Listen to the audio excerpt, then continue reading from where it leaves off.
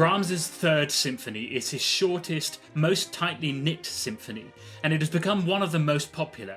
It's characteristic for its amazing, heroic beginning and its famous slow movement. It wasn't always so popular. At the Boston Symphony's first performance, hundreds of audience members walked out. It was written in about 4 months on a holiday in Wiesbaden. Once again, Brahms develops his musical ideas with extraordinary motivic rigour. Clara Schumann wrote that all the movements seem to be of one piece, of one beat of the heart. One other strange characteristic of this work is that all the movements end quietly, not with the bang that you'd expect, but he ends each movement with a sense of restraint, and that has a peculiar effect. The first movement is in sonata form, of course, is it ever not? The symphony begins with these 3 notes, which will pervade the whole movement, and they'll even recur in the finale.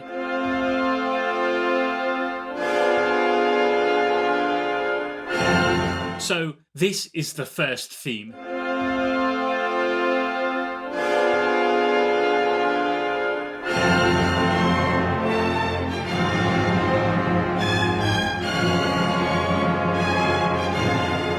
And so on. It's pretty epic. This closes in a quiet secondary theme, a little warmer.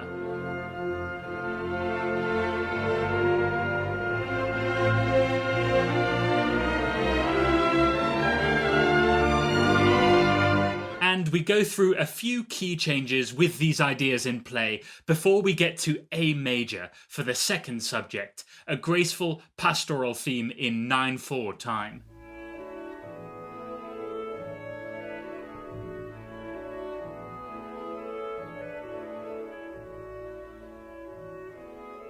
There's a second part to this theme, which goes like this.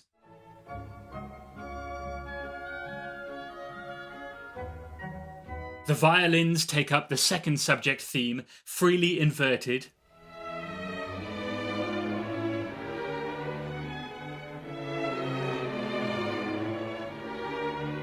And then we get that first 3-note idea in a new form.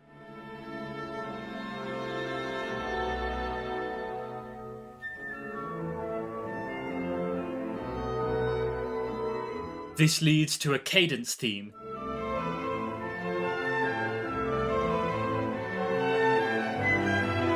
The exposition ends stormily in the minor and is repeated from the beginning. After the repeat, we get the development section.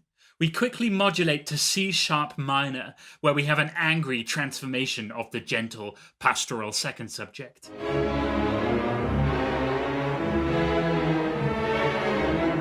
The second part of the second subject is then worked out in inverted canon in various keys.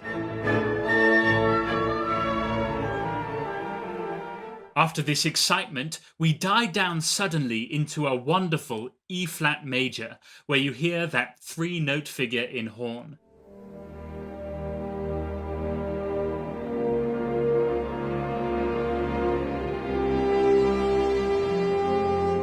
And this idea is explored through some wonderful harmonies. As this comes to a close, we hear the first subject almost in the major.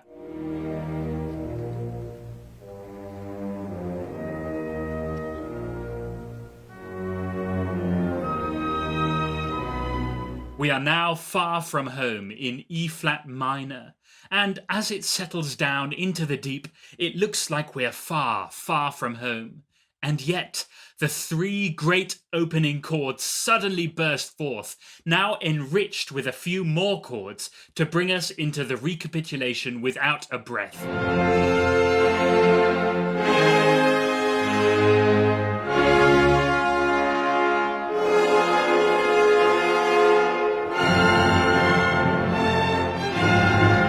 The first theme is now treated with a more chromatic bass line.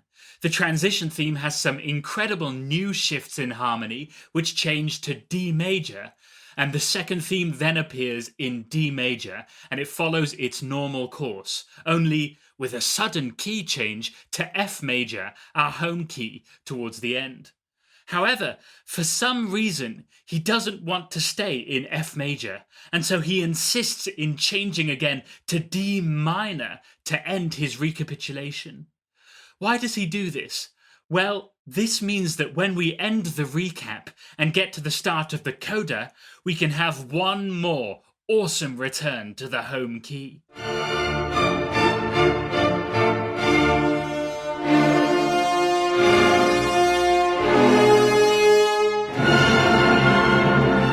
Then there's more exciting, furious development, a real incredible, expressive climax. But then it all winds down, followed up, as Tovey says, by the inevitable quiet glow of a sunset. The second movement seems pastoral. The first theme is a dialogue between clarinets and lower strings.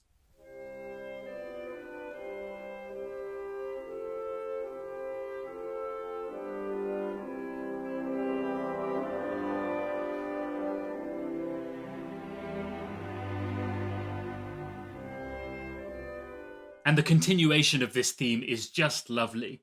There's later a second subject melody.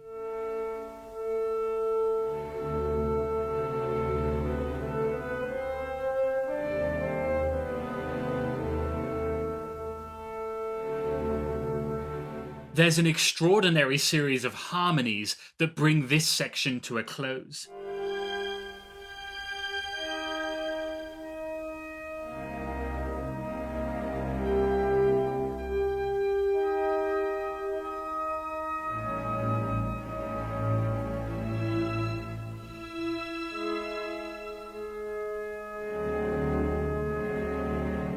And so on. Then comes a development of the first theme in cellos, with triplets in the violins.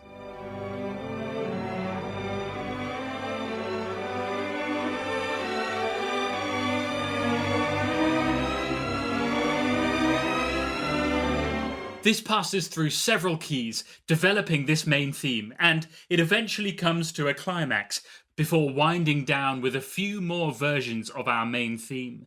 There is one remarkable climax where he draws out the end of the theme into something quite passionate.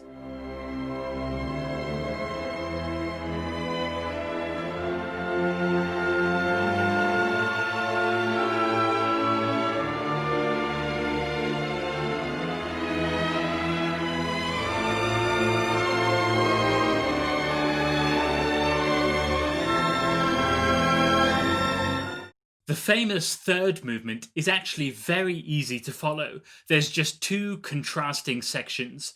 The main theme goes like this.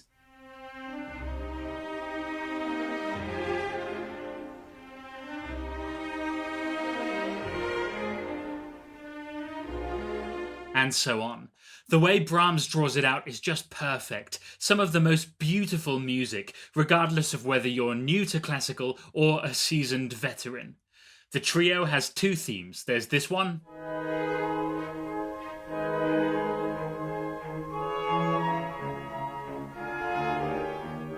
and this one.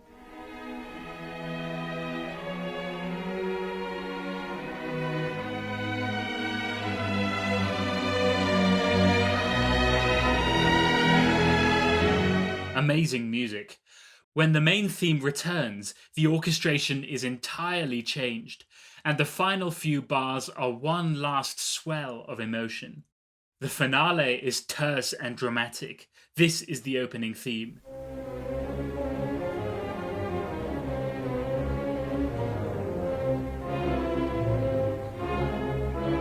And so on.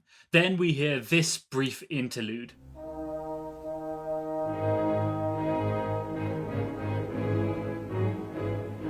Yes, this is basically the same as the second movement's second subject. And then the first theme bursts out furiously.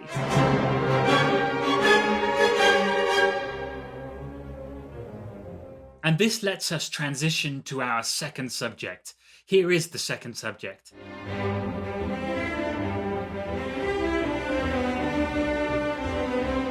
This goes through a few different keys and reaches a bunch of cadence themes, including this one.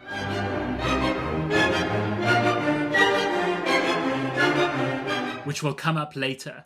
The development goes on exploring the main theme, as well as some of the others from the exposition. One exciting moment is when that brass figure interlude turns into this.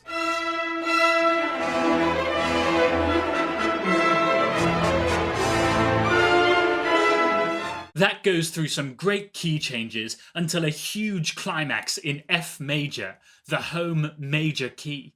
And then suddenly, just like that, we find ourselves in the midst of the recapitulation with no clear re-entry point.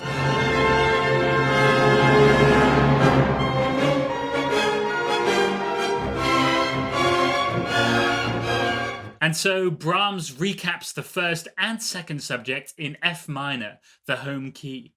One cool moment is towards the end of the recap. He takes that cadence theme and adds the main theme over the top.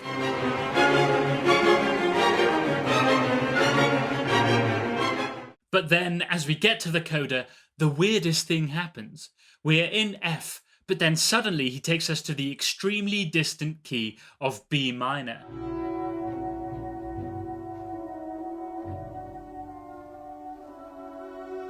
And here the coda begins with a new variation of the main theme on muted violas.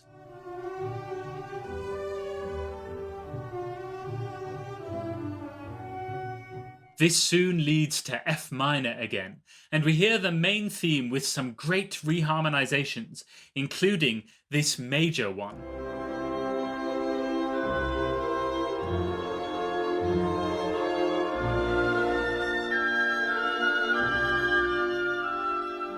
And out of the blue, we hear that three-note motif from the first movement.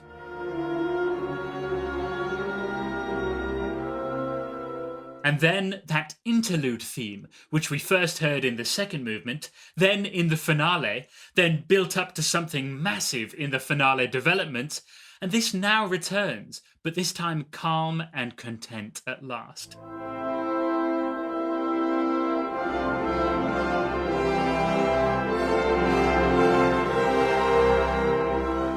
And finally, our finale main theme has a heroic reharmonization, accompanied by that three-note figure.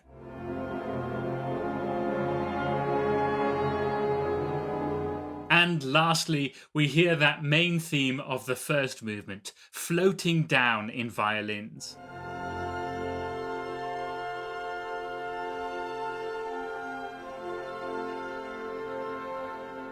And so it ends, not with a bang, but with a quiet, whispered glow. Here are some of my favourite recordings of Brahms 3. I highly recommend that you check out Primephonic, which is a perfect app for listening to classical music on high quality audio, and it has amazing features for discovering more of the music you love. You can use it for 2 months completely free, so check it out, try it, and see if it's right for you. If you want a free 2-month trial of Primephonic, then all the information is in the description of this video. Thank you again for watching.